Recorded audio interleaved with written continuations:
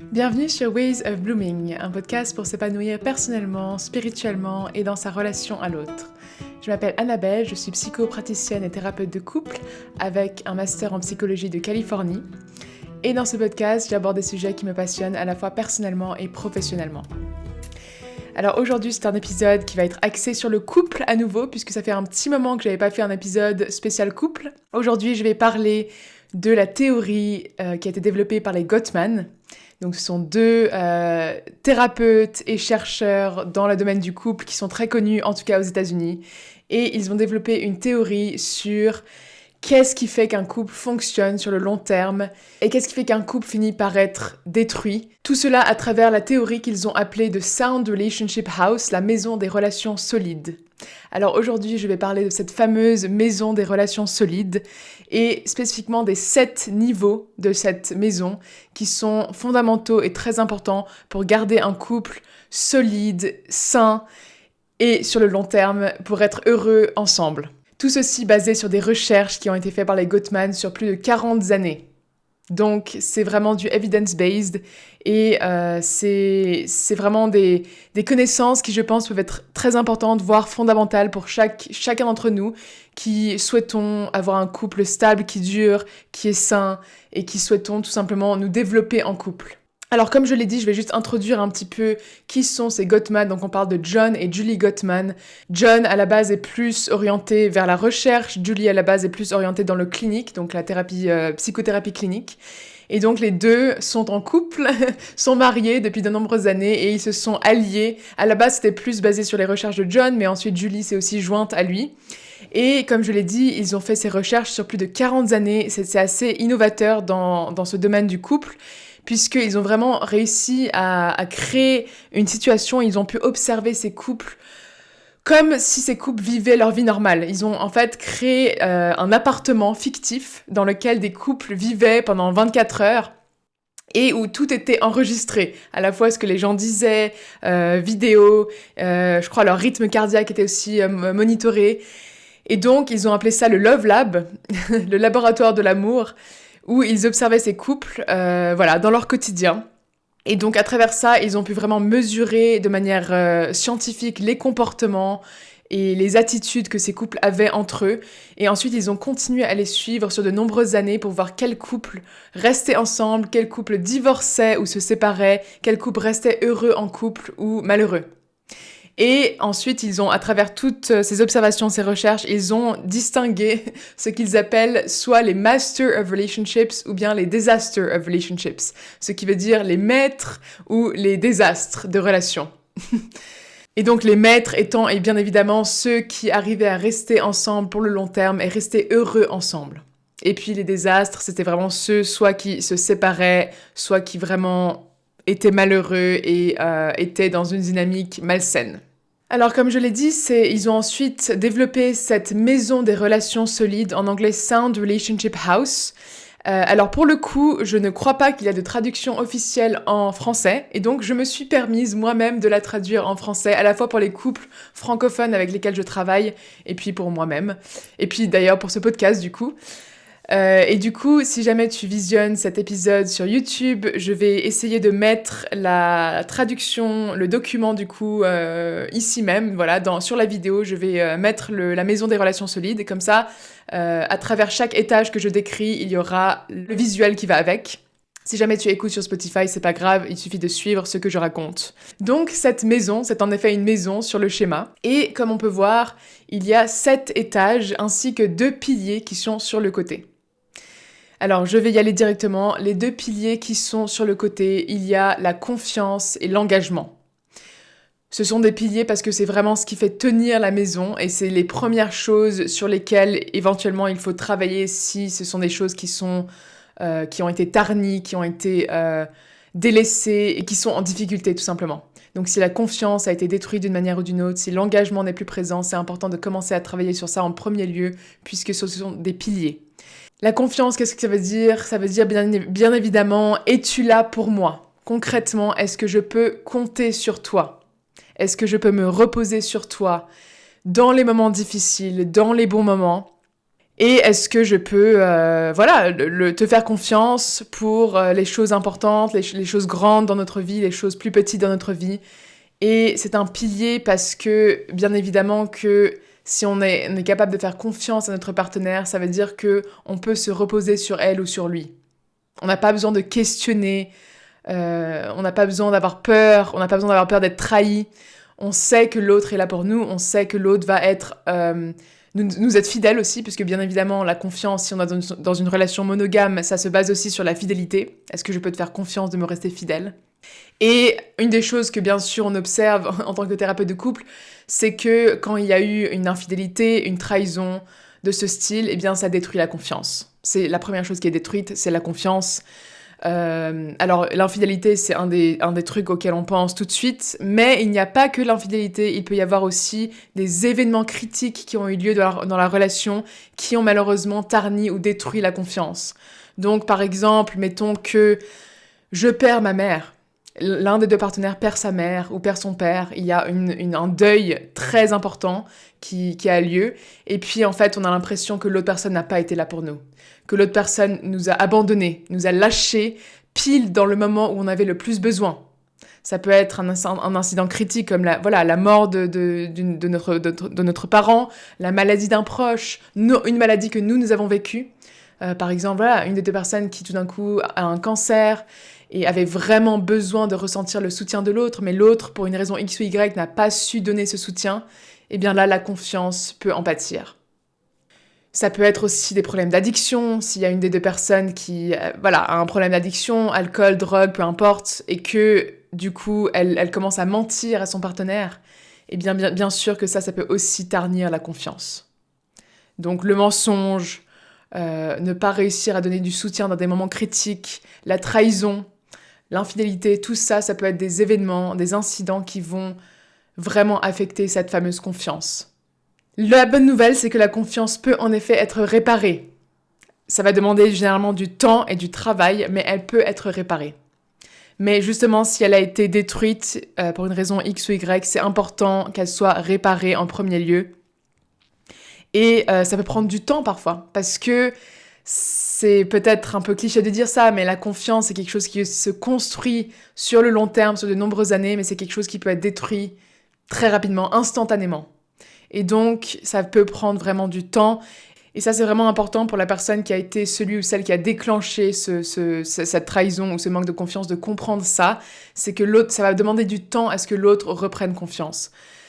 Et en thérapie, on voit ça notamment quand il y a eu une infidélité, c'est que parfois la personne qui a été infidèle ne comprend pas pourquoi ça prend aussi longtemps. Elle dit « mais je me suis déjà excusée, à chaque fois on en parle tous les jours, je me suis excusée 100 fois, quand est-ce que ça va être fini, quand est-ce qu'on va pouvoir reprendre notre vie ?» Et c'est compréhensible de pouvoir avoir ce genre de pensée, mais il faut vraiment comprendre que c'est naturel que ça prenne du temps et ça va être une question d'action concrète qu'on fait sur le long terme, de rassurance qu'on donne, de vraiment... En fait, ce qui se passe potentiellement souvent aussi dans ces cas-là, c'est qu'on doit recommencer comme une deuxième relation. C'est-à-dire qu'il y a eu tellement une fissure et une cassure énorme qu'il faut peut-être même reconstruire et reprendre à zéro quasiment. Et donc, si on reprend à zéro, si on reconstruit quelque chose de nouveau, évidemment que ça prend du temps et qu'il faut le prouver. Il faut pouvoir prouver qu'on va être là pour l'autre de plusieurs manières sur le long terme. Et il faut vraiment pouvoir être à l'écoute de la douleur et de la peine qu'on a infligée à l'autre. Parce que la peine est réelle et elle a besoin d'être vue, elle a besoin d'être acceptée, acknowledged. Elle a besoin d'être prise en compte, cette peine. Et donc...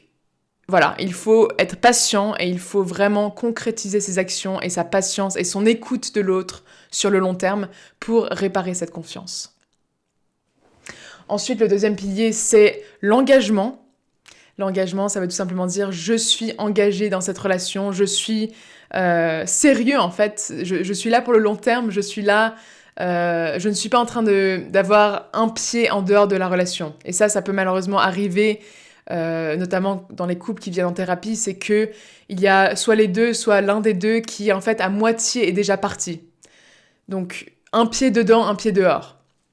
Ça peut être un problème. Ça peut être compréhensible de nouveau si ça fait des années que ça va pas, mais ça peut être un problème puisque si on est déjà à moitié en dehors, eh bien C'est difficile de, de reconstruire leur relation, c'est difficile de travailler sur ce qui a besoin d'être amélioré dans la relation, puisque l'autre va sans arrêt avoir ce sentiment d'insécurité.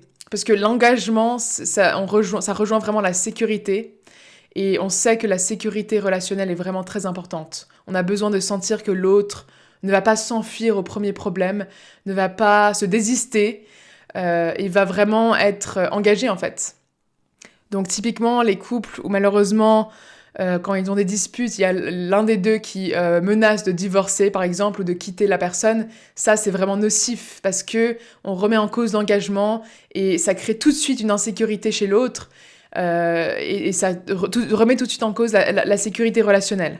Donc, généralement, quand on entame, par exemple, un processus thérapeutique, beaucoup de thérapeutes vont demander à ce que les deux, en tout cas, fassent une certaine promesse, finalement, d'être engagés au moins pour un certain temps. Donc, même si on avait considéré la séparation, au moins qu'on se donne 6 mois pour être à fond dedans, quoi. Il n'y a pas « je suis à moitié dedans, à moitié dehors », c'est « je m'engage vraiment au moins pour ces 6 prochains mois avec mon partenaire, avec ma femme, avec mon mari, pour se reconstruire ».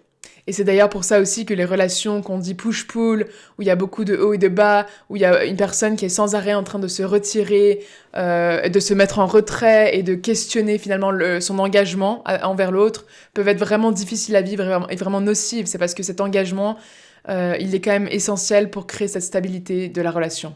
Alors, maintenant qu'on a parlé des 2 piliers, je vais entrer dans ces fameux 7 niveaux, 7 étages de la maison des relations solides. L'étage numéro 1, tout en bas, il s'agit de construire ce qu'on appelle un atlas de l'amour. En anglais, ils appellent ça les love maps.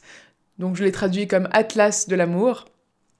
Qu'est-ce que ça veut dire ? Ça veut dire les 2 partenaires ont le sentiment de vraiment se sentir connus l'un de l'autre. Donc avoir l'impression que l'autre me connaît véritablement dans un niveau profond en fait. Il y a un niveau profond d'avoir l'impression que l'autre sait qui je suis en fait, tout simplement.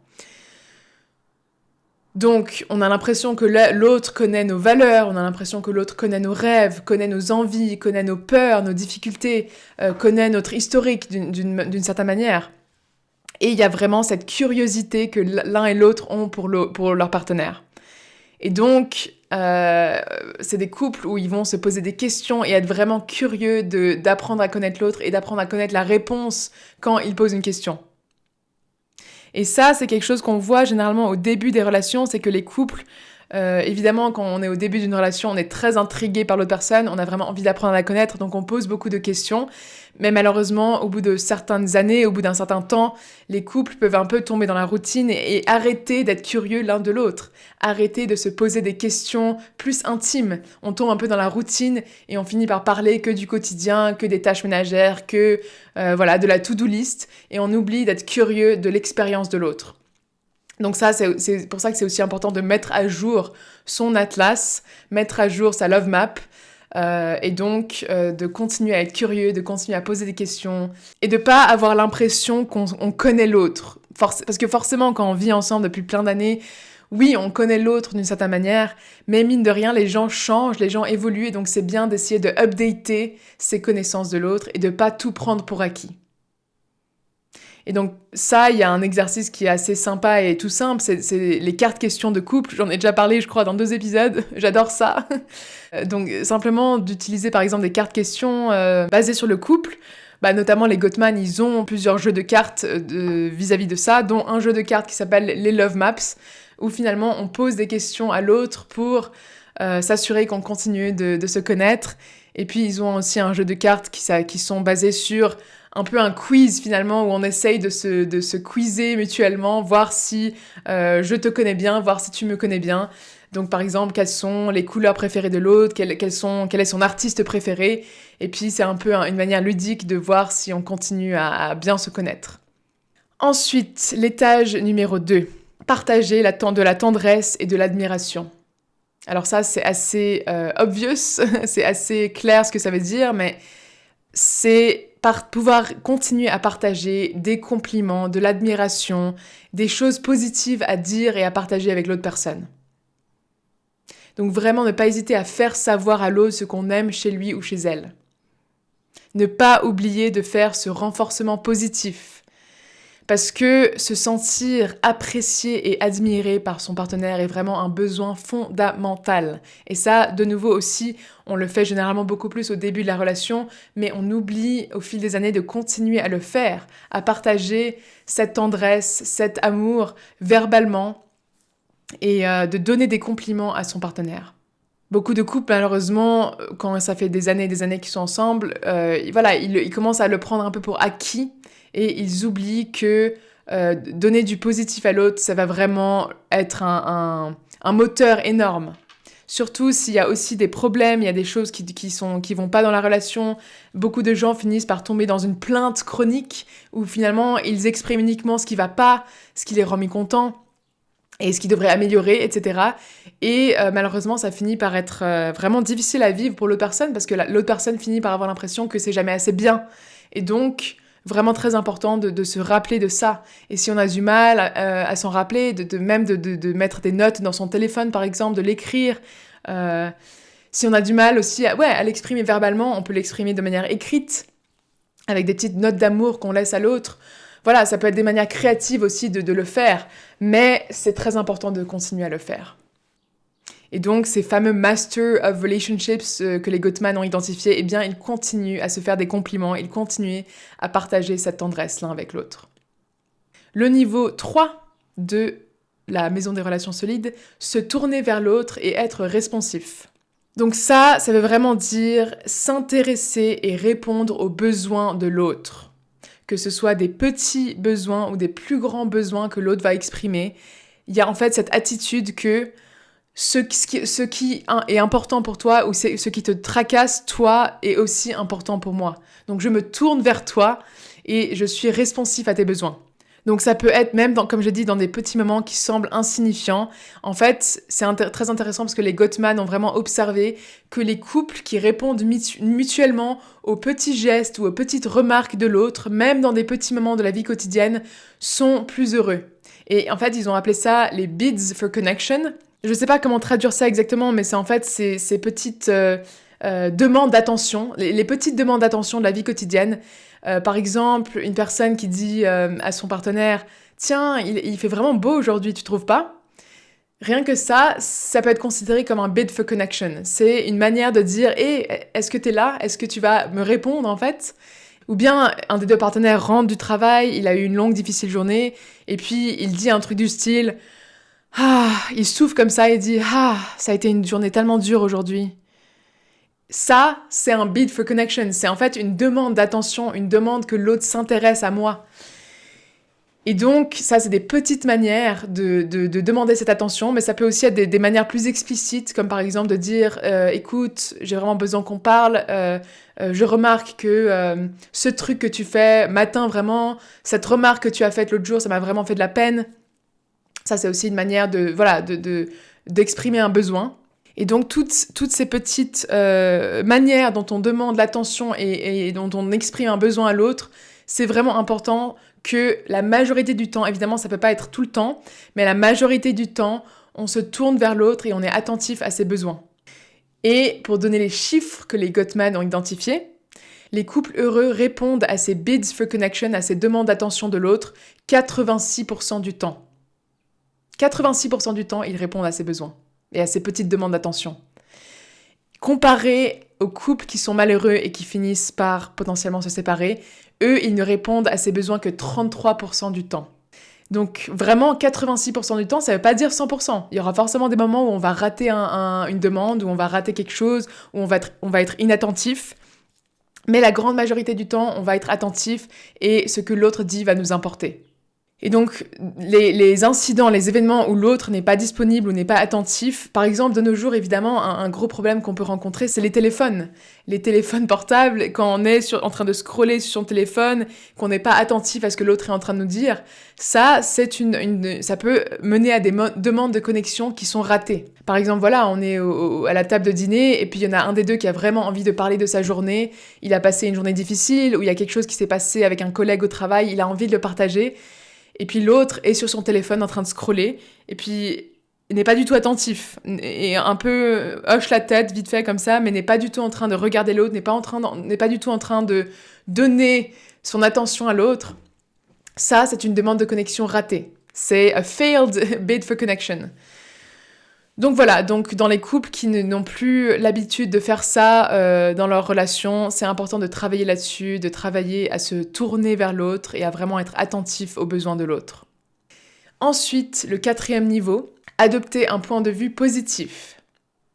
Alors ça dépend beaucoup des 3 premiers niveaux. En fait, c'est un peu un résumé des 3 premiers niveaux puisque ils appellent ça les mesures de l'amitié parce que ça mesure vraiment finalement à quel point est-ce qu'on est connecté et on peut compter l'un sur l'autre. Et donc, ce 4e niveau, en fait, c'est un niveau qui mesure le climat émotionnel général de la relation. Donc si par exemple les 3 premiers niveaux sont dans le rouge, généralement ce que ça veut dire c'est qu'on va être dans un point de vue négatif. Si les 3 premiers niveaux sont plutôt stables, plutôt dans le vert en général, on va être dans un point de vue positif. Donc qu'est-ce que ça veut dire d'être dans un point de vue positif ? Ça veut dire que je vais pouvoir donner le bénéfice du doute à l'autre, et ça veut dire que de manière générale, je vois la relation de manière positive. C'est un peu comme un filtre, un peu comme des lunettes qu'on porte, et en fait on voit toute la relation et on voit son partenaire à travers ce filtre et ces lunettes qu'on porte. Donc si j'ai un point de vue positif, mes lunettes vont me dire que de manière générale, les choses sont positives, ça va être plus facile de donner le bénéfice du doute. Mais si je suis dans un point de vue négatif, j'ai ce filtre de négativité. Ça veut dire que la majorité de la relation, je la vis comme quelque chose de négatif. Et donc, je vais plus facilement m'irriter sur des petites choses. Je vais plus facilement me fâcher, je vais plus facilement être trigger par des choses de la vie quotidienne. Et ça, on le voit très clairement, c'est que les couples qui sont dans un point de vue négatif, malheureusement, ils s'énervent beaucoup plus facilement. Des petites choses qui pourraient passer comme inaperçues ou être anodines vont en fait mener à des disputes, des escalades de disputes, des escalades de colère qui vont être parfois disproportionnées. Mais en fait, c'est pas que c'est disproportionné, ça veut juste dire qu'en fait, ils sont dans ce point de vue négatif et ça affecte en fait la manière dont ils voient leur partenaire. Donc pour réadopter un point de vue positif, ça va être important de travailler sur ces 3 premiers niveaux. Ensuite, le niveau numéro 5, gérer les conflits. Ça, c'est vraiment un grand thème en général, de pouvoir gérer les conflits. Bien sûr, la plupart des couples qui viennent en thérapie de couple, ils ont des difficultés à ce point de vue-là. Ils ont généralement des conflits qu'ils n'arrivent pas à gérer.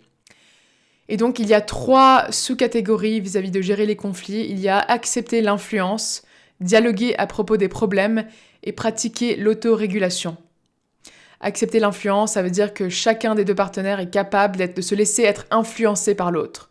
Au lieu d'être dans une posture potentiellement rigide et fermée, on va s'autoriser à être impacté par l'autre, on va s'autoriser à être influencé par l'autre. Parce que forcément, nous sommes des personnes différentes, nous sommes une personne différente de notre partenaire. Forcément, l'autre va avoir des points de vue différents du nôtre, et donc c'est en fait avoir une certaine ouverture d'esprit à se laisser impacter par les avis, les opinions, les comportements de l'autre. Ensuite, dialoguer à propos des problèmes, ça c'est vraiment apprendre à mieux parler, à mieux discuter des problèmes. Ça c'est vraiment un truc, à chaque fois, on doit travailler là-dessus généralement en thérapie de couple, c'est que vraiment c'est très difficile parce que généralement il y a des mécanismes potentiellement négatifs et contre-productifs qui ont été mis en place pendant des années. Donc il faut apprendre à mieux dialoguer à propos des difficultés. Et donc ça va généralement vouloir dire réussir à sortir de ce que les Gottman appellent les 4 cavaliers de l'Apocalypse. Et ça, si tu es intéressé par tout ce que je raconte actuellement, je t'invite vraiment à aller écouter l'autre épisode que j'ai fait sur les 4 cavaliers de l'Apocalypse. L'épisode s'appelle « Les 4 comportements qui tuent ta relation ». Et donc ça, c'est aussi basé sur les recherches des Gottman, et c'est vraiment les 4 comportements qu'il faut stopper et qu'il faut modifier si on veut pouvoir dialoguer à propos des problèmes de manière efficace. Et donc je parle aussi dans cet épisode des antidotes aux 4 comportements. Parce qu'il y a des antidotes, bien sûr, et voilà, la critique et se mettre sur la défensive font partie de ces comportements. Et donc voilà, je t'invite vraiment à aller écouter cet épisode parce qu'il apporte une dimension en plus à ce que je raconte ici. Donc voilà, apprendre à dialoguer à propos des problèmes de manière positive et efficace. Et puis, en dernier lieu, pratiquer l'autorégulation. Et donc ça, généralement, si les gens ont des difficultés à gérer les conflits, ça veut dire que ils ont tendance à se mettre en mode survie. C'est-à-dire que ça va escalader, ça va prendre des proportions énormes. Les deux vont finir par être dans leur cerveau émotionnel et en mode survie. Donc on voit beaucoup ça dans les thérapies de couple, c'est que les gens n'arrivent plus à se contrôler. Et finalement, ils commencent à voir rouge. Et donc, ils sont en mode combat-fuite. Et là, il n'y a plus aucune discussion qui va être possible. Ils vont être en mode combat. C'est vraiment, je suis en mode survie. Je suis en train de me combattre pour ma vie. Et là, ça va plus être possible d'avoir une discussion productive. Et donc, c'est pour ça que là, ça va être important de réussir à pratiquer une autorégulation. Soit à travers faire une pause, donc on fait une pause, on arrête cette conversation, on va marcher 20 minutes et ensuite on revient. Soit pratiquer des choses qui vont m'aider à me recentrer. Donc ça peut être de la respiration, des exercices d'ancrage, des choses qui m'aident finalement à me recentrer et à éviter de partir dans ce mode, cette zone rouge, cette zone survie. Et ça, pour donner une petite anecdote, il y a même des thérapeutes de couple qui sont formés notamment dans la thérapie Gottman, qui mettent des petits gadgets pour mesurer le rythme cardiaque sur le doigt de leur couple. Et à chaque fois que le rythme cardiaque dépasse les 100 BPM, donc les 100 battements par minute, eh bien, on arrête tout. On doit faire une pause à ce moment-là parce que ça veut dire que si ton cœur dépasse ça, c'est 100 BPM, ça veut dire que tu as dépassé ta zone rouge et que tu es dans cette zone de survie. Et donc, à ce moment-là, on arrête tout. Et on fait un petit exercice d'ancrage, de méditation, on va faire une pause pour se recentrer, pour faire redescendre son rythme cardiaque et pour ensuite reprendre la discussion. Donc voilà, le cœur qui commence à battre très vite, la transpiration, la vision trouble, tous ces signaux en fait d'alarme que notre corps nous envoie, ça peut vouloir dire qu'il vaut mieux se réguler avant de continuer la discussion. Et les Gottman disent bien qu'un couple sain, ça veut pas dire qu'ils n'ont pas de conflits. Attention, ça veut pas dire qu'on n'aura plus jamais de conflits, ça veut juste dire qu'on apprend à mieux les gérer. C'est normal d'avoir des disputes, c'est normal d'avoir des moments où on n'est pas d'accord, mais tout dépend de comment est-ce qu'on va gérer ça. Est-ce qu'on va se disputer de manière clean ou est-ce qu'on va se disputer de manière nocive où ça va créer vraiment de la déconnexion et ça va créer vraiment du ressentiment envers son partenaire. Ensuite, le niveau numéro 6, réaliser ses rêves de vie. Alors ça veut dire que dans une relation solide, chaque partenaire se sent célébré dans ses passions et ses projets. Donc chaque partenaire célèbre et encourage l'autre dans ses passions, ses rêves de vie. Donc par exemple, si l'un des deux a des projets professionnels, des projets personnels, des rêves qui sont vraiment importants pour lui ou elle de concrétiser, eh bien l'autre partenaire va le soutenir là-dedans et ils vont se soutenir mutuellement, s'encourager mutuellement dans ses rêves de vie. Et ça peut aussi vouloir dire qu'on a des rêves en commun. Par exemple, si on rêve de fonder un foyer, ça c'est un rêve qu'on a en commun. Et donc là, on va pouvoir réaliser ce rêve de vie ensemble. Et ça peut potentiellement poser problème, bien sûr, si nous avons des rêves de vie qui sont opposés. Là, c'est pour ça que c'est important d'en parler avant coup, généralement, c'est que s'il y en a un qui rêve d'avoir une famille, de fonder un foyer, d'avoir des enfants, et puis l'autre rêve de partir à l'aventure au bout du monde et n'a pas du tout envie d'avoir une famille, eh bien ça va potentiellement, même sans doute poser problème. Si on a des rêves de vie qui sont diamétralement opposés, il va falloir régler ça, ou bien il va potentiellement y avoir des choses qui sont vraiment un manque de compatibilité. Et donc dans ces relations saines et solides, en fait, ça ne veut pas dire que tous nos rêves sont parfaitement alignés, mais qu'on a réussi à trouver des rêves qui sont complémentaires, qui sont compatibles, et on célèbre les succès et les rêves de l'autre. Et puis, le dernier niveau dans cette maison des relations solides, c'est créer du sens partagé.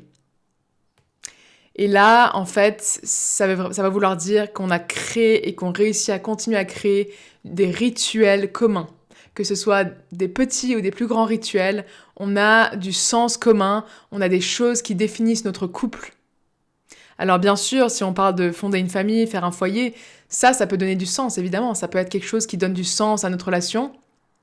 Ça peut être des projets communs, le projet d'acheter une maison, le projet de partir à l'aventure, de partir faire des voyages, les projets de réussir à fonder une entreprise ensemble, le projet de fonder une association, le projet de donner une meilleure vie à nos enfants. Enfin voilà, ça c'est toutes ces manières dont on arrive à créer du sens commun, du sens partagé, et ça donne en fait une sorte de ligne directrice à la relation. Et ça peut être aussi des plus petits rituels qu'on a. Là, j'ai parlé de grands projets, mais ça peut être des petits rituels qu'on a mis en place dans la relation, par exemple des dîners hebdomadaires qu'on fait, des date nights qu'on fait une fois par semaine, des voyages annuels.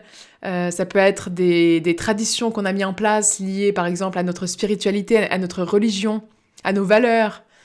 Par exemple, on fête chaque vendredi, on a un rituel dans notre religion, ou bien on a des fêtes spécifiques, chaque Noël, chaque Pâques. Voilà, en fait, on crée ce sens partagé. Et c'est important d'avoir au moins certains de ces rituels qu'on a en commun. Parce que, évidemment, si on a 0 rituel en commun, ça peut poser problème. Et donc, par exemple, les couples qui ont perdu ce genre de rituel, on va travailler à essayer de reconstruire certains de ces rituels. Par exemple, en allant une fois par semaine dîner ensemble. Par exemple, des petites manières aussi. À chaque fois que je rentre du travail, on se fait un câlin. Avant d'aller au lit le soir, on va passer du temps ensemble à faire des câlins. On va se lire une histoire le soir au lit. On va parler de notre journée pendant le dîner. Toutes ces petites traditions en fait de couple vont vraiment être une manière de créer cette cohésion et de se sentir plus connectés. Les Gottman, ils parlent eux-mêmes de comment ils ont ce rituel de voyage où une fois par année, je crois, c'est une fois par année, ils partent exactement à la même période, exactement au même endroit. Et en fait, ils ont vraiment plus rien, ils mettent tout en off pendant cette semaine où ils partent ensemble, toujours au même endroit, toujours à la même période. Et c'est une manière pour eux de se retrouver, de faire le bilan de leur année, de parler de qu'est-ce qui a fonctionné pendant l'année, qu'est-ce qui n'a pas fonctionné, de discuter de leur relation et de se retrouver véritablement. Et donc voilà, c'est leur rituel annuel de partir au même moment pour se retrouver. Donc voilà, ça c'est très personnel, qu'est-ce qui va fonctionner pour chaque couple dans ces petits rituels, ces plus grands rituels pour créer ce sens partagé. Voilà, j'ai parlé du coup de ces 7 niveaux, ces 7 étages de cette maison des relations solides ainsi que des 2 piliers. Je ferai une petite note ici pour dire que tu l'auras peut-être remarqué qu'il n'y a pas eu de mention de la vie sexuelle ou du sexe. Alors, les Gottman, selon eux, si les 3 premiers niveaux de la relation, donc construire un atlas de l'amour, partager tendresse et admiration, se tourner vers l'autre et être responsif, ainsi que du coup avoir un point de vue positif, les Gottman estiment que si ces 3 premiers niveaux sont dans le vert et sont positifs, la relation sexuelle va aussi être beaucoup plus positive, va être plus facile à gérer. Donc c'est vrai que les Gottman ne se focalisent pas énormément sur la vie sexuelle, et ça c'est peut-être quelque chose qu'on peut leur reprocher. Personnellement, moi je trouve que c'est important aussi de... Alors oui, bien sûr, si on n'a pas les bases, si on n'a pas les fondations de cette maison, ça va être très difficile d'avoir une bonne vie sexuelle, parce que évidemment, si on est sans arrêt en train de se disputer, si on n'a pas l'impression de se sentir écouté, compris, si on n'a pas l'impression que nos besoins sont pris en compte, si on se sent pas admiré et respecté, c'est très difficile d'avoir une bonne vie sexuelle de cette manière-là. Donc bien sûr, il y a ces fondations qu'il faut mettre en place, d'amitié, de partage, d'écoute, de tendresse. Tout ça, c'est très très important. Mais personnellement, je pense que ce n'est pas suffisant. Je pense que pour continuer à créer cette alchimie sexuelle, il faut plus que ça. Et ça, c'est... Voilà. Je pense qu'il y a différents thérapeutes qui ont différents avis là-dessus, parce que la vie sexuelle, c'est quelque chose d'assez complexe. Mais je ferai des épisodes dans le futur aussi où je parlerai de polarité, ce qui va beaucoup toucher à la vie sexuelle et à l'alchimie sexuelle dans un couple. Parce que, selon moi, voilà, ça c'est personnel, mais je pense qu'on peut avoir une relation qui est très bonne, très positive, et qu'on peut avoir, par exemple, tout réussi dans ces 7 niveaux, mais qu'on peut quand même avoir des lacunes dans la vie sexuelle. C'est-à-dire qu'on peut avoir une relation très positive, très bienveillante, mais qui peut être... où il manque peut-être cette alchimie, cette passion. Et donc ça, c'est pas un problème, hein. Bien sûr, il y a des couples qui sont très contents d'avoir simplement une relation où ils sont dans une amitié, où ils sont dans une tendresse partagée. Et franchement, il n'y a rien de mal à ça. Il y a des couples pour qui la vie sexuelle va être moins importante que d'autres. Ça dépend. Donc ça, c'est assez personnel aussi. Voilà. Mais tout ça pour dire que c'est vrai que la vie sexuelle n'est pas une des choses dont les Gottman parlent le plus parce qu'ils estiment que c'est beaucoup plus important d'avoir ces fondations en place et qu'ensuite la vie sexuelle va être améliorée de par ces fondations. Voilà, donc j'espère que cet épisode a pu t'apporter des idées, des clés intéressantes. Je serais ravie d'entendre des commentaires si jamais tu en as, des réflexions, des questions si jamais aussi. Et puis, si tu as aimé cet épisode, je serais ravie que tu mettes 5 étoiles sur Spotify ou bien que tu likes et que tu commentes sur Spotify ou sur YouTube. Et puis, je me réjouis de continuer à faire des épisodes couple parce que le couple, c'est une de mes passions. Donc, je m'étais focalisée sur d'autres sujets dans ces derniers épisodes, mais voilà, je me réjouis aussi de continuer à parler de tout ça dans des prochains épisodes. Merci beaucoup de ton écoute et puis à bientôt.